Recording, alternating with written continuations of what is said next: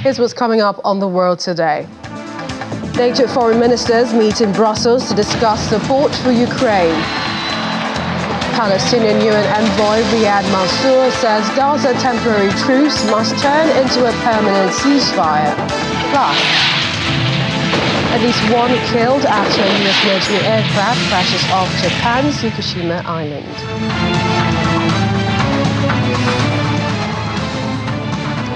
Welcome to the program. I'm Melissa Walker in Lagos. We begin with Russia's invasion of Ukraine, the war that's still ongoing there. And NATO foreign ministers are meeting in Brussels to discuss support for Ukraine, as well as Ukraine's NATO membership bid.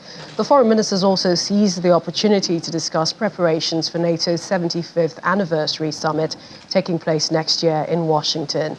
NATO Secretary General Jens Stoltenberg urged all members of the alliance to stay united and continue supporting Ukraine in its war against Russia's invasion. It's our obligation to ensure that we provide Ukraine with the weapons they need, because it will be a tragedy for Ukrainians if President Putin wins, but it will also be dangerous for us, because then the message to all authoritarian leaders, not only in Moscow but also in Beijing, is that when they violate international law, when they invade another country, when they use force, they get what they want. So this is about the whole idea of a rules-based international order where territorial borders are respected. And therefore, NATO allies have provided unprecedented level of military support. This has really had an impact, made a difference on the battlefield, because the Ukrainians have been able to liberate around 50% of the territory that was occupied after a full-scale invasion. I'm confident that the United States will continue to provide support because it is in the security interest of the United States to do so.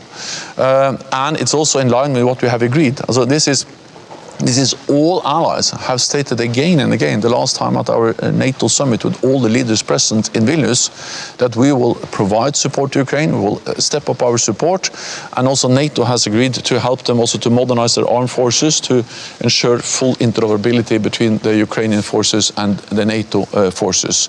I had hoped for a full accession of Sweden in NATO by this meeting. That has not happened. The good news is that President Erdogan has submitted the papers for ratification to the Turkish parliament, and I expect the parliament to finalize their discussions and conclude as soon as possible. Sorry. Okay. Thank you. And the United States' position was indeed reaffirmed as U.S. Secretary of State Antony Blinken echoed the NATO's chief call for unwavering support to Ukraine. Mr. Blinken said the U.S. strongly reaffirms its support for Kyiv. His statement comes as the fate of a $60 billion U.S. military aid package, $60 billion that is, proposed by the Biden administration is uncertain due to opposition from some Republicans in Congress. We will be strongly reaffirming our support for Ukraine as it continues to face Russia's war of aggression. We will be looking to the summit next year in Washington to celebrate the 75th anniversary of NATO, but not just celebrate that anniversary, continue to carry the alliance forward, including with the commitments that its members are making to our collective defense. Ukrainian Foreign Minister Dmytro Kuleba also joined the summit in Brussels and said Ukraine is not going to back down as it will continue to fight on. This called for the greater alignment of Ukraine and NATO's defense industries to ensure Kyiv has the supplies it needs to defeat Russia. Also speaking at the summit, where foreign ministers of Sweden, Estonia and Finland, they called for the boycott of the Organization for Security Cooperation in Europe, and that is due to take place, a meeting that is due to take place from November the 30th to December the 1st. You know, we have to continue. We have to keep fighting. Ukraine is not going to back down. Our strategic goal, which is territorial integrity within internationally recognized borders as of 1991, remains unchanged, and nothing will stop us. And the issue here is not only Ukraine's security, it's the security and safety of the entire Euro-Atlantic space. So we look forward to see the ratification finalized. Yesterday, I had a bilateral with my colleague, the Foreign Minister of Turkey, Hakan Fidan, where he told me that he expected the ratification to take place within weeks.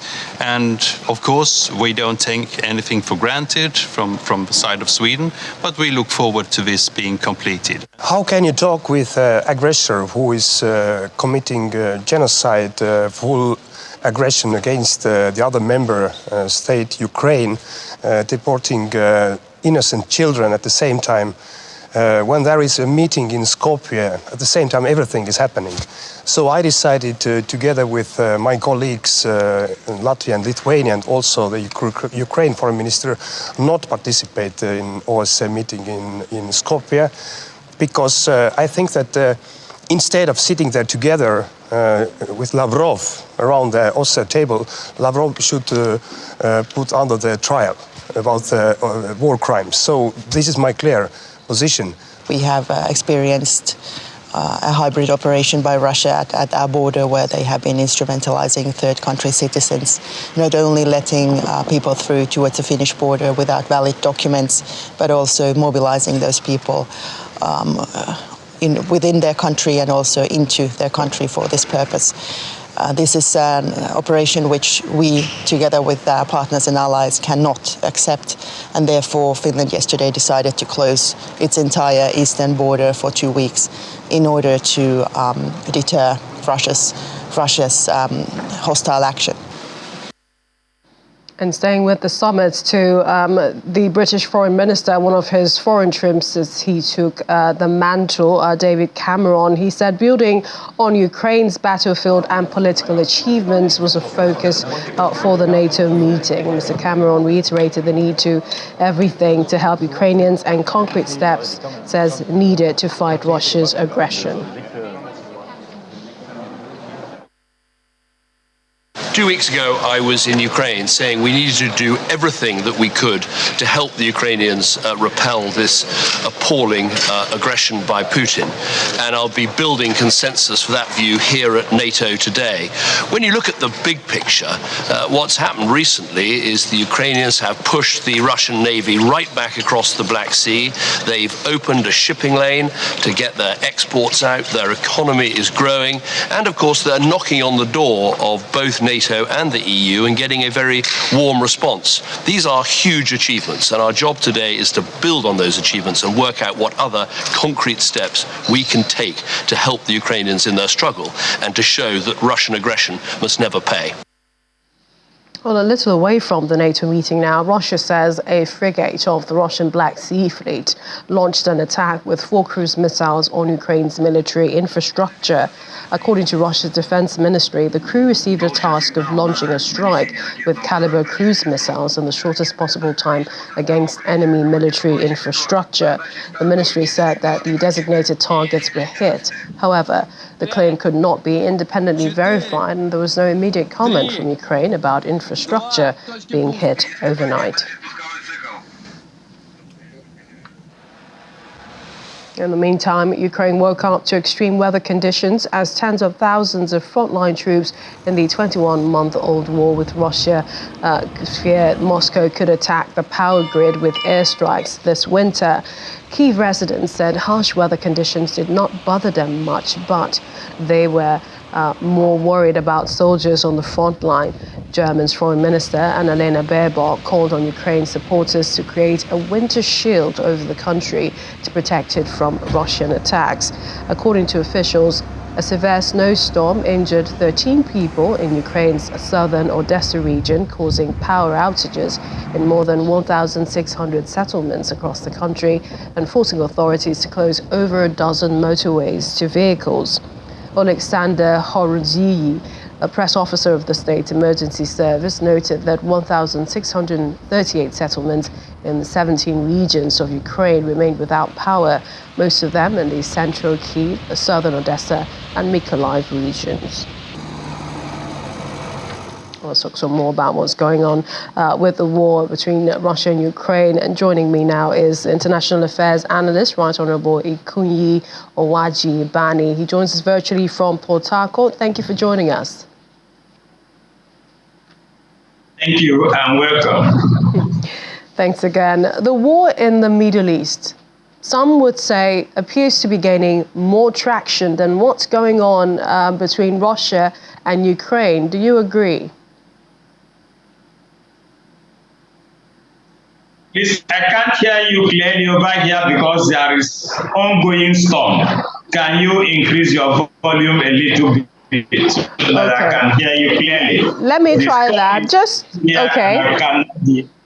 Okay, just let me try to speak a little louder. And my question is, do you think that the war in the Middle East seems to be gaining more traction and leaving Ukraine and Russia, who are still at war, out of the radar?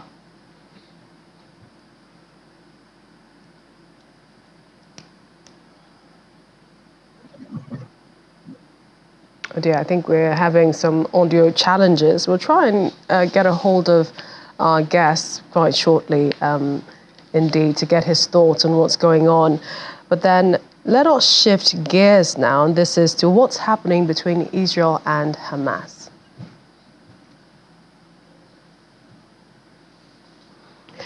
Now, this story here, the United Nations General Assembly held its annual debate on the Middle East at the United Nations headquarters in New York City.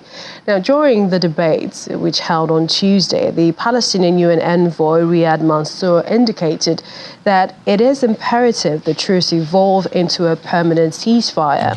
Hamas freed 12 more hostages and Israel released 30 Palestinian prisoners on Tuesday, the fifth day of an extended six-day truce between the militant Palestinian group and Israel in the Gaza war. Thank you. As the Assembly's resolution had foreseen, only a truce could allow sincere efforts to begin to address the humanitarian catastrophe being inflicted by Israel, the occupying power, in Gaza. Only a truce could lead to the release of people held in captivity and avoid further regional escalation. This truce must turn into a permanent ceasefire. The massacres of Palestinian children, women, and men cannot resume, should not resume. You should not allow it to resume. The human conscience cannot bear it. International law, including humanitarian and human rights law, prohibits it. International law, but also the norms of humanity, demand that we act to stop this war against innocent civilians and save human lives, that we act for humanitarian aid and access throughout the Gaza Strip, the return of those displaced without delay, the end of the siege and blockade, and that we act for accountability. Nothing can ever justify war crimes, crimes against humanity, and genocide. Virtually every nation represented here has decided, some sooner other than later, to join the right side of history.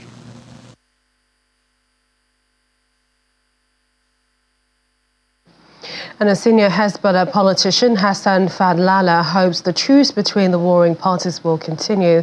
He indicated that his Iran-backed group has started paying compensation to people who suffered losses during weeks of Israeli strikes in South Lebanon. Following the start of the Hamas-Israel war on October the 7th, Hezbollah and Israel have engaged in their worst hostilities since 2006, with Hezbollah attacking Israeli positions at the border and Israel launching air and artillery strikes. But the cross-border violence has ceased since Hamas, Hezbollah ally, and Israel reached a temporary truce on Friday.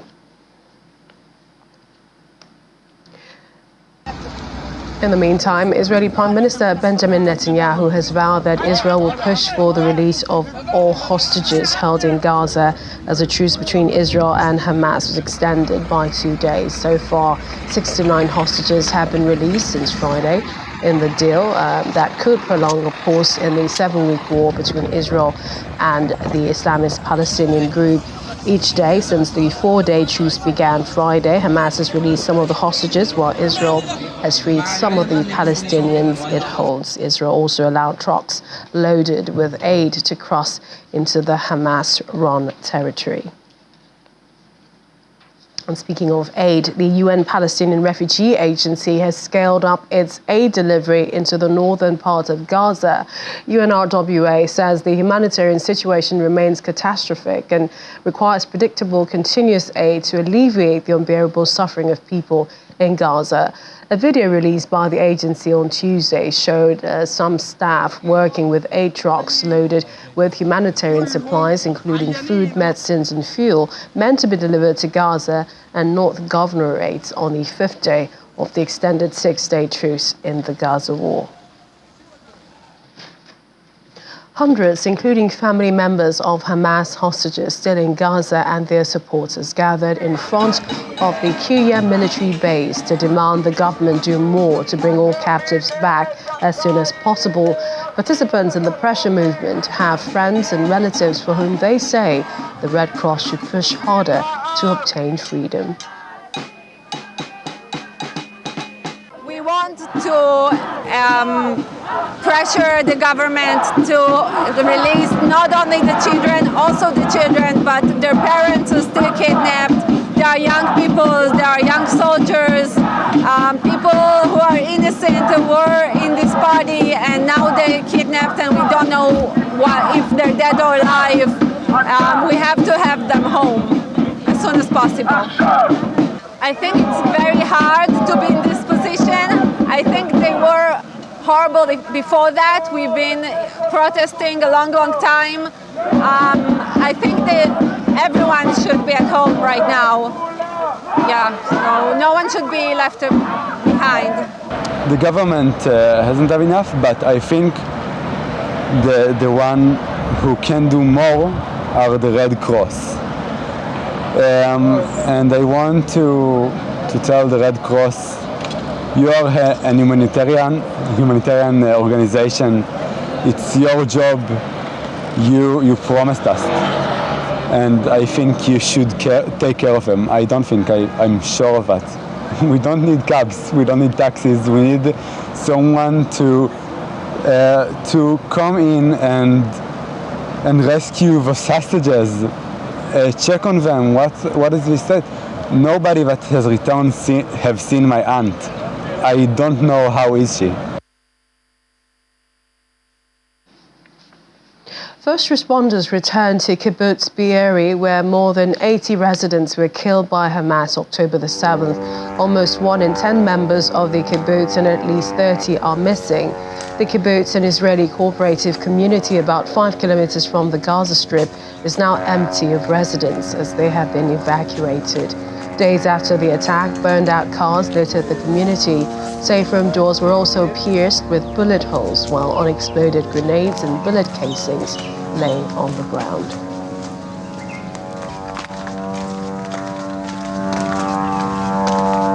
We are preparing ourselves to the next step, try to collect ourselves, to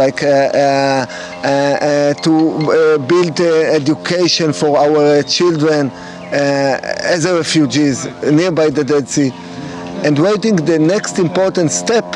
As I told you, we are going to build. They are going to build a temporary kibbutz nearby kibbutz Hatzerim near Be'er Sheva, and we hope to be there for months or even some years to calm, to mentally restore ourselves, to get health from this mentally and as a community from what happened to us. We are looking forward to rebuild it. A quarter of it was totally destroyed. Another houses, some third of it destroyed somewhat. Physically, we can restore it easily. As a community, we're strong enough to be here. we will come back, but we'll need a quiet border for that, because think about you as a father or as mother, parents for children. Children will have to grow here, would grow here again, if there are no terror threat from the border. And we think it will take maybe a year, 2, and even 4, but we have the powers to build our kibbutz. I try to remember this place like it was, but of course that every point here reminds us what happened. We feel the blame, we see the houses, we know every house, every member that died, so it's for me it's tearing me apart. There's not only one thing that I feel. In the meantime, a survivor of the October 7th Hamas attack in southern Israel has met one of the last remaining Holocaust survivors at the Auschwitz exhibition in California. Israeli citizen Ariel Engel had to run for his life when the open-air Nova Music Festival he was attending with friends a few miles from the Gaza security fence was attacked by Hamas. One of his friends was among the 1,200 people Israel says were killed in the attacks on the festival, army bases and communities. Engel commemorated his friend with a tattoo on his forearm reading 2021 to show that only 20 of the group of 21 friends survived the attack. And we hid everywhere we could. We were on an open beach, so there was nowhere actually to hide. And after 30 minutes, I looked at the sea and I saw 3 boats coming at our direction. And the boats were Hamas terrorists, and they shot at us, and they shot hundreds of rounds at our direction. And it was like in the movies when the bullets hit the sand pops up, and we were all running for our lives, and the sand was just dancing and moving all around from the bullets, from what happened there to what happens now. And I agree that we all connected, all the Jewish people, and especially now after what I've been through, what we've been through, and you can see it. Since I got here, I got a lot of love and support from the Jewish community, the Israeli community here, and I really believe that being here right now is the most important thing I've done this whole journey since I came here. My experiences during the Holocaust had such strong parallels to what he experienced, and I wanted to talk to this young man and firsthand hear what he went through, and it brought back incredible memories of my own childhood. When the war broke out, I was 11 years old boy, and we were attacked from the air suddenly by German attack planes. We are witnessing that our best efforts not to let it happen again, and having established a firm belief that we will never let it happen again, it did happen again. And that is why I feel such a common kinship with this young man from Israel, because he and I, we belong to the Jewish nation, and he and I have suffered because of that same reason, that we are Jewish people.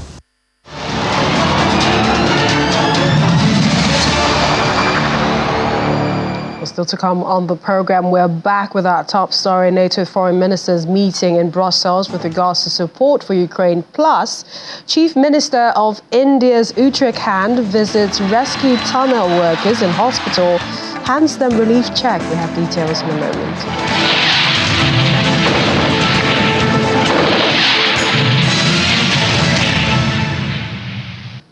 Welcome back. And we had earlier told you NATO foreign ministers are meeting in Brussels to discuss support for Ukraine, as well as Ukraine's NATO membership bid. And we have back online international affairs analyst, Right Honourable Ikunyi Owaji Bani, joining us from Port Harcourt. Welcome again, and I hope you can hear me this time. Thank you for having me again. All right, great. So just to get your thoughts, we had just finished reading about the latest in the Middle East and that war. Where, I mean, there's a truce now, but that's between Israel and Hamas. Some would say that that's what's top now, top news, seems to be gaining most traction, thereby leaving what's going on between Russia and Ukraine, that war, out of the radar. Do you agree? Well, let me start with the truce between Hamas and Israel, like you rightly mentioned.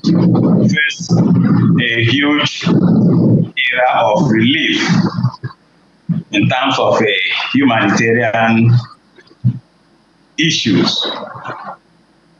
Those who suffered during the rapid bombardment by Israel will be able to have respite. And you also know that international humanitarian law allows for such humanitarian activity to take place even in times of war, so that non-combatants can also have a life to live during war. So the truce between Israel and Hamas, and as you can see, as well noted, all over the world is welcome. It brought succor to those who have been suffering, those who are not part and parcel of military warfare, but because they are caught up in what is happening. Indeed, Honourable. Yes, but do you think that perhaps the war between Russia and Ukraine has been forgotten? The war between Russia and Ukraine, is that what are you referring to? Yes, do you think that has been, forgotten or, taken the back seat? My thought on the war between Russia and Ukraine, did you ask in relation to, the storm is still raging. It's breaking, it's making me not to get you very clear, the question you are asking. But if I may give my own contribution on the issue between Russia and Ukraine, you should know that Ukraine, as a democratic and independent nation, is defending itself against Russian invasion. Russia does not in any way see Ukraine as a country that ought to have existed on its own and taking independent decision. So, it is from this angle that Russia is now trying to annex Ukraine and make Ukraine to be part of it, so that its own security can be guaranteed given the thinking of Russian leadership. But Ukraine is seeing it differently, that as an independent nation existing with full sovereignty, that Ukraine has the right to defend itself and also take decisions that can make Ukraine and Ukrainians to have freedom, have liberty, and also have such enablement that can make them live independent of the Russian Federation. So for me, what is happening, the war between Russia and Ukraine, ought not to, by now, given Russia's thinking, ought not to drag up till now. But you can see the defense of Ukraine. You can see perseverance. You can see strength. You can see willingness for people to defend their nation, knowing that what they are doing is right and that they will continue. If you look at the spirited effort and strength that the Ukrainian soldiers are putting up, even their leadership, Zelensky, the role,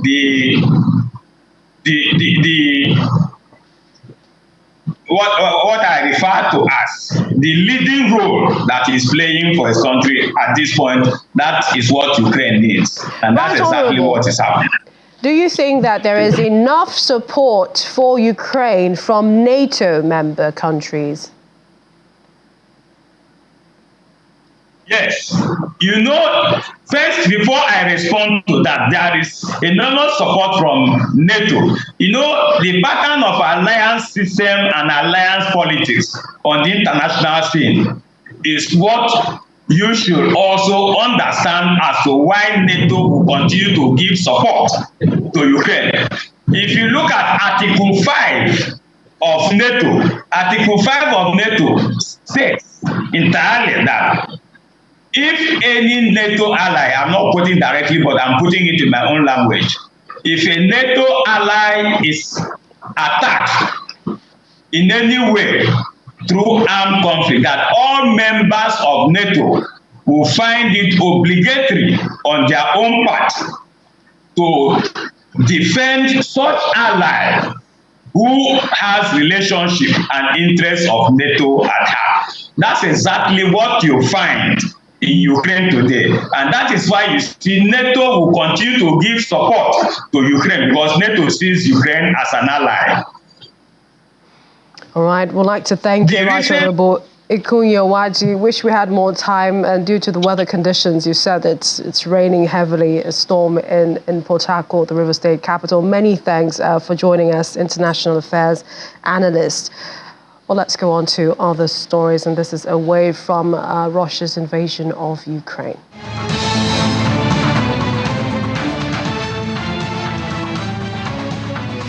And we're in Japan next, where a U.S. military aircraft with 6 people on board has crashed off Yakushima Island, southwestern Japan. Japan's Coast Guard said one person had been found dead near the crash site, adding that the CV-22 Osprey hybrid plane had been trying to land at Yakushima Airport with one engine on fire.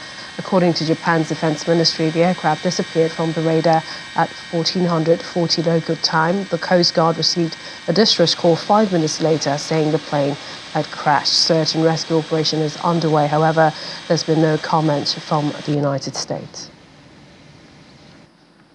And in India, the Chief Minister of Uttarakhand State, Pushkar Singh Dhami, has visited a hospital where the rescued 41 construction workers from a collapsed tunnel are undergoing observation. Mr. Dhami was seen handing the workers resting on the hospital beds relief check worth 100,000 rupees. That's about $1,200. The Chief Minister also met with relatives of the rescued workers outside the hospital. Before their rescue, the men had been stuck in the 4.5-kilometer tunnel since it caved in November the 12th. Authorities have not said what caused the cave-in, but the region is prone to landslides, earthquakes, and floods.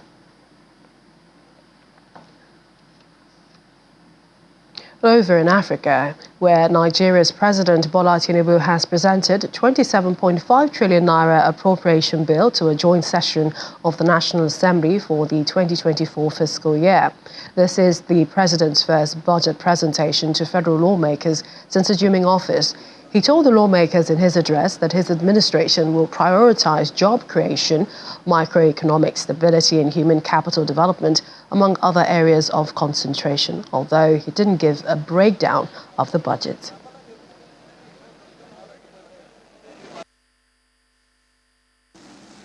Today, I stand before you to present our budget of renewed hope.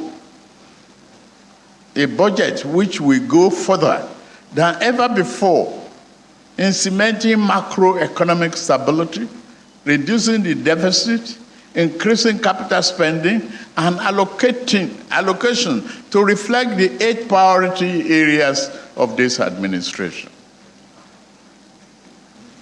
The budget we now present constitutes a foundation upon which we shall erect the future of this great nation.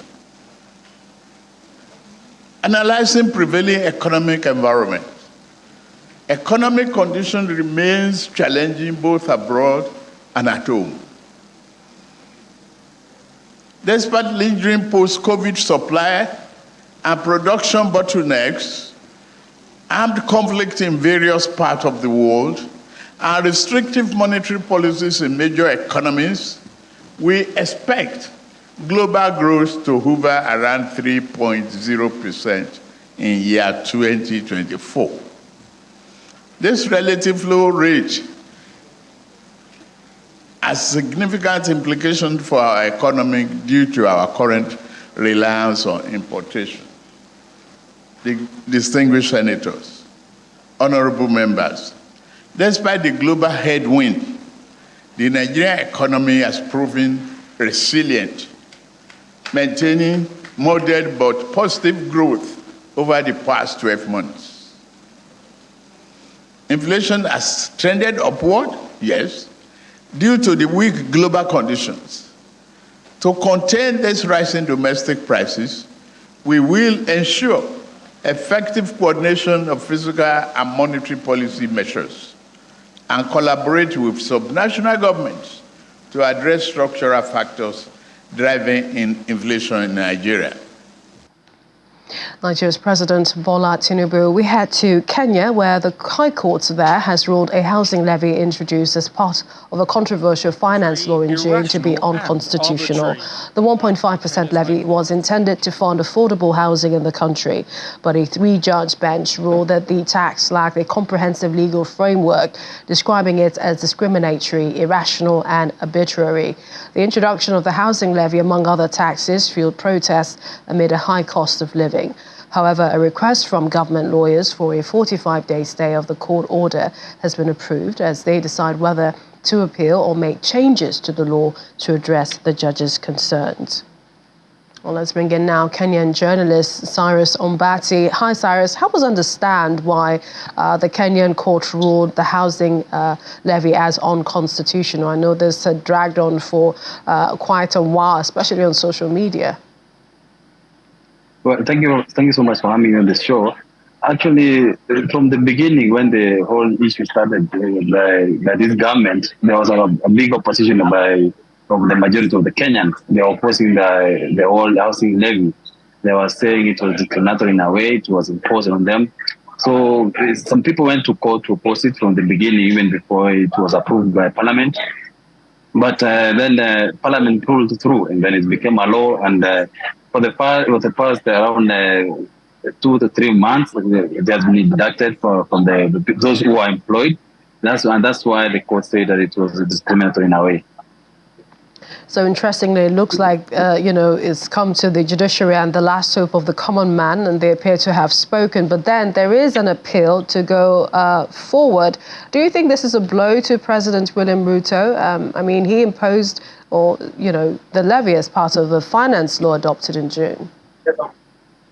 Well, housing was part of his pillar in terms of his manifesto when he was campaigning. So he was hoping that he would get more money from Kenyans who are employed to be able to push through his agenda. But somehow it was kind of unpopular among employed Kenyans, not only employed Kenyans, because the majority of Kenyans actually live in rural areas where Mr. Ruto is trying to push even this housing project to take off. So it's a blow to him in a way, yes. But then we believe that they feel that he may pull also through the High Court, the Court of Appeal, where he's headed to now to kind of appeal the ruling which was given yesterday. So I also know that President Ruto argued that higher taxes are needed to stabilize the government's heavily indebted finances, also to expand access to housing. So we're wondering at what point did it all fall through that, it didn't get the backing of the people. Also, help us understand what the housing sector in Kenya is like. As I said earlier on, the housing issue is not a crisis to stay in Kenya, because the majority of Kenyans live in the rural areas, apart from those people maybe who live in Nairobi, Mombasa, second city in the country, and Nakuru. Most of Kenyans live in rural areas, and some of them own houses, so they don't see any need of having a kind of a house which is provided by the government. But then to Ruto, he saw it as a need for his government to kind of push through this agenda, because he says that he needs to put some dignity on some people who live in slum areas, especially Nairobi. And to some few or rather who are living in slum areas, it's a plus, but the problem is they can't afford to pay for these houses.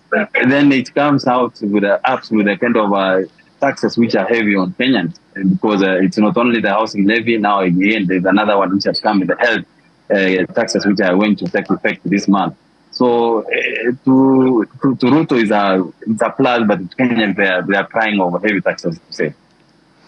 So one can say that, perhaps to get your thoughts now, and this is on the words on the lips of the average Kenyan, how are they reacting to this? And, what are perhaps legal experts saying as to when this gets all the way to the final court? Or is it too soon to say? Well, it was a celebration which was also cut short because you see the court time again said it has actually recused its own ruling which it had given. It had said that these things are unconstitutional, but again it allowed it to continue being deducted until after 45 days when the substantive case will be heard in court as next year, January. So it was a celebration which came albeit too early and short, but then there's hope that the ruling will be upheld and the whole housing levy will be thrown out of kind of taxation process. All right, thank you. Cyrus Mbati, Kenyan journalist. Thanks for joining us. Thank you for having me. Still to come on the program. Circus artists perform for Pope Francis at the Vatican City after cancelling his trip to Dubai due to health reasons. We'll have that story in a bit. Please stay with us.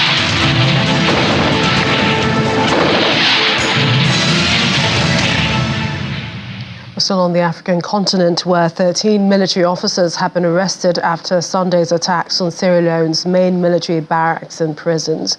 The government says the attacks were a failed coup attempt that took security forces and residents by surprise in the usually peaceful capital city of Freetown. Information Minister Cheno Ba says one civilian is also in custody. This is coming months after Sierra Leone's president, Julius Maada Bio, was re-elected for a second term in a disputed vote in June. This coup attempt in the West African nation further raises political tensions in the region, with 8 military takeovers since 2020, including in Niger and Gabon this year. The African Union Third Men's Conference on Positive Masculinity has ended in Pretoria, South Africa, under the theme Accelerating Commitments Towards the African Union Convention Ending Violence Against Women and Girls. In attendance is South Africa's former president from Zile Mlambo Nguka, former president of Liberia, Ellen Johnson Sirleaf, and many other dignitaries. The event aims to reshape conversations and actions towards a safer and more inclusive society. Our South Africa correspondent Innocent Samosa reports. Dignitaries from across the African continent are engaging in conversations that aims to shape societal norms and promote positive behaviors. This meeting is the third of a meeting called Positive Masculinity that aims to get a convention passed by the leadership of the African Union. Discussions are underway to accelerate commitments towards the African Union conversation, especially focusing on ending violence against women and girls. We are hoping that at the end of this conference, there'll be commitments from men, individually and collectively, not to be involved in violence against women and girls. Generally, societies, communities, there is a growing realization, including in international organizations, multilateral like you have with the African Union, that the battle against gender-based violence and girls, in particular violence against girls, women and girls, won't be won until we mobilize men. So we don't want an Africa that would perpetrate the violence, those circles. Of course, we live in patriarchal system when men dominate, right? But what we need is to make sure that the men change. We go into changing, the culture, the mindset, the societal approach. Participants at the Men's Conference on Positive Masculinity says it's time to change the status quo. The message I have towards every single man out there is that there is no excuse for abuse. In fact, there is no excuse for any form of abuse from any human being, right? But because the highest perpetrators of GBV are men, we have to focus on that. We are trying to build a network of good men in South Africa, and the only way to do that is to have these uncomfortable conversations with these men. These young boys are looking up to us. What message are we sending to these young boys? That it's okay to slap a woman? It's okay to mistreat a young child? No. Well, firstly is to call each other out. And I know it's very difficult to unlearn some certain things. So we are here to listen to the international message. It is not just an advice regionally, provincially, or a South Africa, but international message. So with my experience, I always say it's better to be a has-been than a never-been. Some of us, we've been there, done that. However, we are not proud of the things that we have done in the past, but we are doing things better. Meanwhile, conversations towards a safer and more inclusive society continues. From Pretoria, South Africa, Innocent Samosa, Channels Television News. And UN Secretary General Antonio Guterres says the African Union is the world's body's most important strategic partnership, reiterating that the UN must work with the AU on the principle of African-led solutions for African problems. Mr. Guterres made this known alongside the chairperson of the African Union Commission, Moussa Faki, on the occasion of the 7th African Union UN Annual Conference. The partnership between the African Union and the United Nations is an essential partnership for the United Nations. It is our most important strategic partnership, as Africa remains one of the key priorities for the UN. And that priority is based on the clear perception that we must work with the African Union based on the principle of African-led solutions for African problems in all dimensions: peace and security, development, climate. First of all, to recognize that peacekeeping missions do not make sense where there is no peace to keep, and that we need peace enforcing and counter-terrorism operations in Africa, led by the African Union, and with a full mandate of the Security Council under Chapter 7 and assessed contributions to finance those missions. They are the only way to be effective in fighting the kind of violence and terrorism that is now proliferating in many African countries. And second, we need to mobilize the international community to address the economic and social root causes of conflict. And that is why we are so keen on the need for reforming international financial institutions in order to make sure that they correspond to today's economy and not to the economy after the Second World War, and that developing countries have an increased role in the power system related to the decisions taken in relation to economy and finance. That is why we have been insisting on the need to change the business model of multilateral development banks, on effective debt relief, on the SDG stimulus, as a key instrument to allow African countries to be able to find the fiscal space necessary to address the basic needs of their population, which of course will also have as a consequence to improve their capacity to guarantee stability, to guarantee democracy, and to guarantee peace.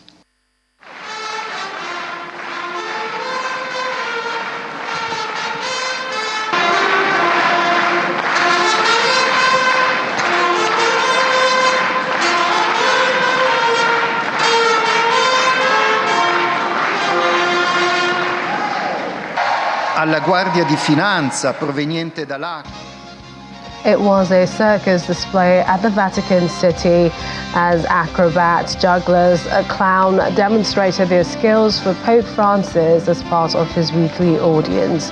The performance comes after the Pope cancelled a trip to the COP28 climate summit in Dubai because of health reasons. The Pontiff's aide read his main text in his place. The statement partly reads, although the Holy Father's general clinical condition has improved with regards to the flu and inflammation of the respiratory tract, doctors have asked the Pope not to make the trip. Dozens of faithful gathered to attend the Pope's weekly audience and watch the circus entertainment. They also prayed for his quick recovery. Pope Francis, in return, thanked them for offering a moment of joy.